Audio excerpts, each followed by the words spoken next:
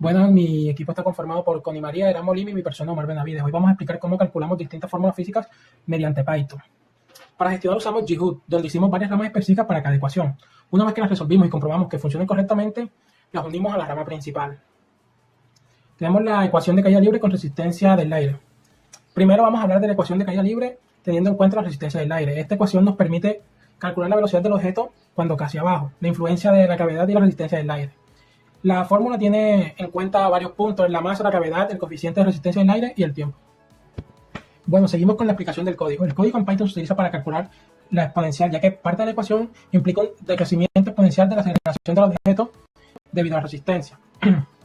Creamos una función llamada velocidad caída libre que toma puntos como la masa, la gravedad, el coeficiente de resistencia y el tiempo, y nos devuelve la velocidad del objeto. Ejemplo del código. Para ejecutar este código simplemente llamamos a la función velocidad de caída libre con valores específicos y mostramos el resultado en la pantalla. Así es como calculamos la velocidad de caída libre considerando la resistencia del aire. Mi nombre es Connie María Contreras Aguas. Voy a hablar sobre la ecuación del movimiento parabólico.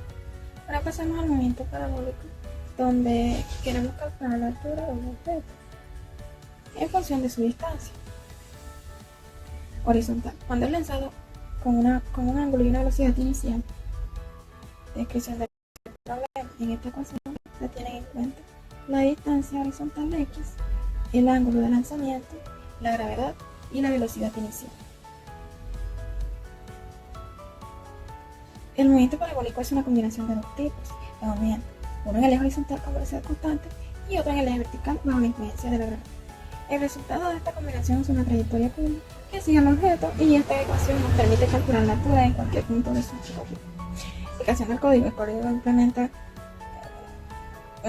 utilizando una función trigonométrica como mat.tangente y mat.coseno para el ángulo de lanzamiento. Creamos una función llamada movimiento parabólico para calcular la altura del movimiento dado una trayectoria en cada función de la distancia horizontal. En el ejemplo que programamos con la distancia horizontal de 10 metros en ángulo de 45 grados y una velocidad inicial de 20 metros sobre segundo, la altura calculada fue de 7.55 metros. Ejecutando este código, al ejecutar este código, llamamos a la función movimiento parabólico el parámetro inicial que queríamos calcular. Esto nos permite analizar cómo cambia la altura del objeto a lo largo de su trayectoria. Ley de Ohm. Finalmente vamos a hablar de la ley de Ohm, que describe la relación entre el voltaje, la corriente y la resistencia en un circuito eléctrico. Esta ley es fundamental para entender cómo funcionan los circuitos. Relaciona tres variables: el voltaje, que es la fuerza que impulsa a los electrones en el circuito; la corriente, que es el flujo de carga eléctrica; y la resistencia, que es la oposición al flujo de corriente. El código para esta ley es bastante sencillo.